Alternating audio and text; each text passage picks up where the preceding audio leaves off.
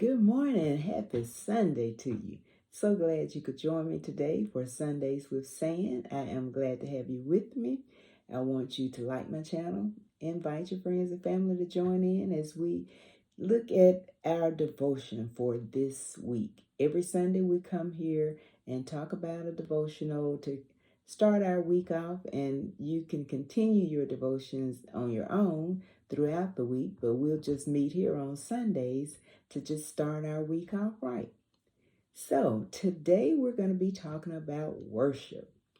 And next Sunday we'll talk about praise. But today, like I said, we'll talk about worship.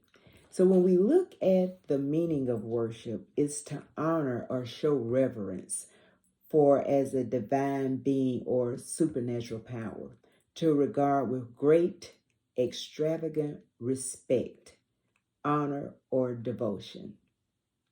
And it also means when you worship God is to show a lot of love and adoration. Worship is an extreme form of love. It's a type of unquestioning devotion. So if you worship God, then you love God so much that you don't question him at all, because you realize that he is the supreme being and you are worshiping God for who he is. In John 4:22 through 24, it says, "You worship what you do not know, but the hour is coming and is now when the true worshipers will worship the Father in spirit and in truth. For the Father is seeking such people to worship him. God is a spirit, and those who worship him must worship him in spirit and in truth."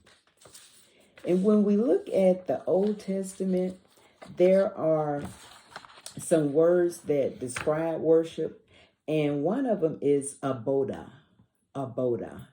and that is translated labor, work, or minister or service of God. Everything we do should be considered worship, especially if it brings glory to God. So, you have to kind of think about that everything you do in life, it's not about just what you do on Sunday when you go to church or look online and you worship God, but your daily living should be a worship to God. When you look at Colossians 3:23-24, put your heart and soul into every activity you do as though that you are doing it for the Lord himself and not merely for others. 24 says, "For we know that we will receive a reward and inheritance from the Lord as we serve the Lord Yahweh, the Anointed One." So when we're at work, and if you are maybe a secretary, you need to type that letter up as if it's unto the Lord. If you're a chef, you're going to prepare the food as if unto the Lord. So everything we do, whatever you do at work, if you're answering the phone, if you're out there building, you're in construction, if you have a landscape business, when you finish that yard, it just needs to look beautiful. Something that you would present to God because you're doing your best. So what we're doing reflects how we're worshiping God. And that was a kind of reminder to me, because sometimes you get frustrated at work when people don't do what they're supposed to do, and you just feel like, okay, this is just not working. Y'all just messing up. But we got to remember we're not working unto man. We're working unto God. So even when those people get on your left nerve and make your right one hurt, you just got to remember, okay, I ain't even working unto y'all. I'm working unto God. So you got to think about to always strive for excellence. Always do your best because you're working unto God and not to man. So when you don't like your boss or whatever, you're not really working unto them. You're working unto God. So just think about that throughout this week when you go to work. And the next one is shaha.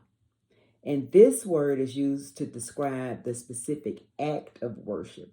It means to bow or prostrate oneself in homage, to proceed humbly. And Exodus 34:8 says, and Moses made haste and bowed his head toward the earth and worshiped.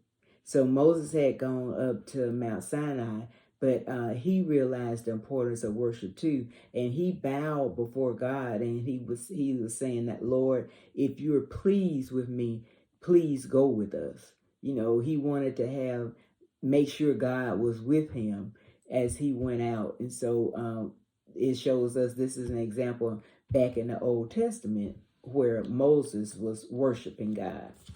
Then when we look in there's one more in the Old Testament, and it's kara.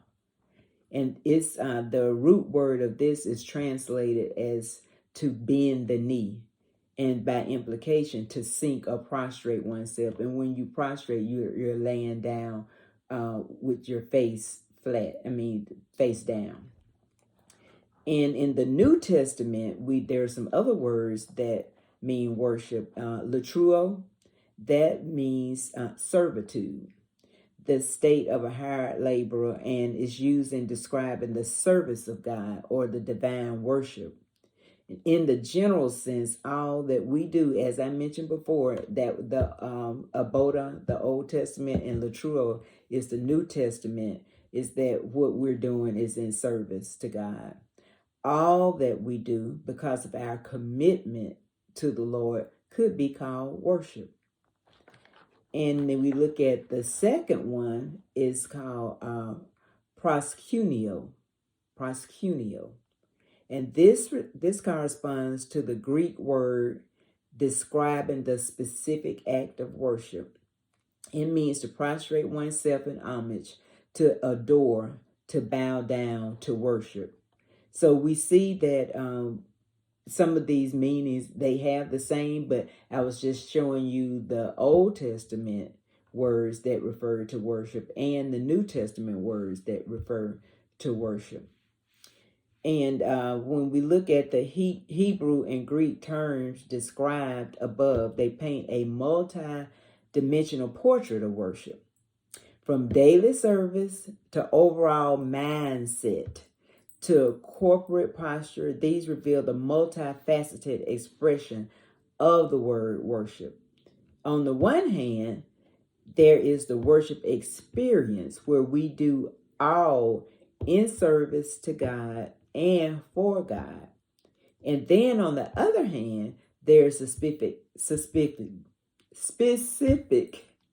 act of worship where we humble ourselves before God. So we are remembering that what we do through our daily lives, when we're cooking, when we're cleaning, when we're taking care of our family, when we're on our job, everything we do, we got to think about, okay, let me do this as unto God. I don't want to just do it halfway. Let me do my best. Let me just put forth my best effort so I can excel in whatever it is I'm doing, because I'm doing this unto God. So, if you're doing something to God, you want to do your best. And we have to just think about that through our daily lives. Okay, so, and we've been saying a lot about prostrate, and we prostrate ourselves before Him in reverence and awe. So worship proceeds from the heart of one who fears the Lord. And our whole life must be an expression of worship. And yet we must have specific times where we just give all of our attention to Him. So, as we go through our daily lives, we are worshiping God, but then we should set aside some specific times to actually worship Him. In Luke 4:8, thou shalt worship the Lord thy God, and Him only shall thou serve. And we think about when Jesus was tempted in the wilderness, and here goes Satan talking about, what all he can do, and, wanted Jesus to worship him. He was like, Satan, get on behind me. Ain't nobody thinking about you, because God is the one who I worship and the one who I serve. It ain't nothing you can do for me. So, Satan gonna try to come before you and dangling those little shiny objects and getting your attention, just like when you have a little baby around and you start jingling the keys, or, holding up something that's going to get their attention, to get them to come another way. And that's what Satan does too. He wants to get your attention, to try to get you away from worshiping God and coming over here on the other side. But Satan was like, nah, bro.